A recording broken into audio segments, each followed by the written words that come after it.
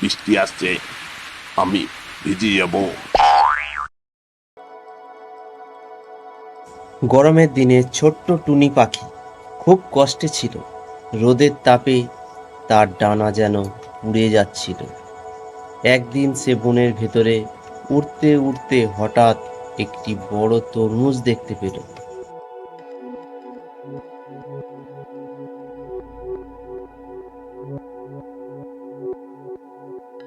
তরমুজটি ছিল লাল, মিষ্টি আর ঠান্ডা।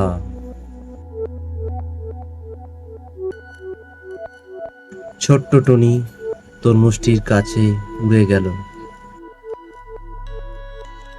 এটা তো আমার জন্য একদম পারফেক্ট।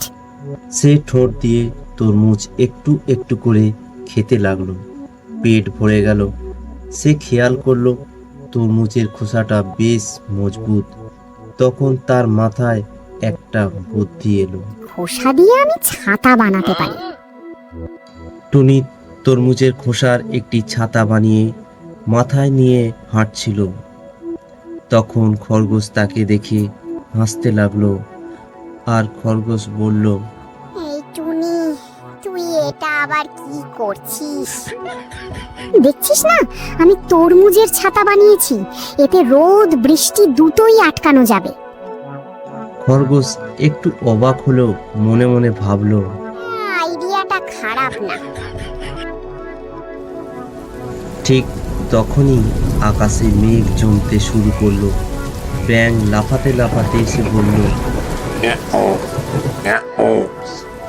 বৃষ্টি আসছে, আমি ভিজে যাব।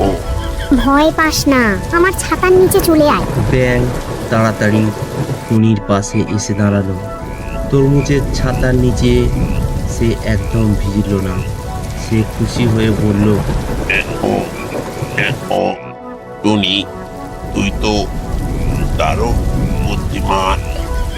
বৃষ্টি তখন আরো জোরে পড়তে লাগলো। কাক উঠতে উঠতে একদম ভিজে কাকুর হয়ে গেছে। আমাকেও একটু জায়গা দাও না, খুব বৃষ্টি পড়ছে, আমি ভিজে যাব। অবশ্যই, সবাই মিলেমিশে থাকলে জায়গা হয়ে যাবে। কাকু ছাতার নিচে এসে দাঁড়ালো। তারা সবাই মিলে গল্প করতে লাগলো আর বৃষ্টির শব্দ উপভোগ করতে লাগলো। বৃষ্টি ধীরে ধীরে আরো জোরে নামতে লাগলো, কিন্তু টুনির তরমুজের ছাতা তাদের সবাইকে রক্ষা করছিল। কিছুক্ষণ পর বৃষ্টি থেমে গেল। সবাই আনন্দে নেচে উঠল। খরগোশ প্রথমে বলল, টুনি, তোমাকে অনেক অনেক ধন্যবাদ। তারপরে কাক, ব্যাঙ টুনিকে ধন্যবাদ জানালো।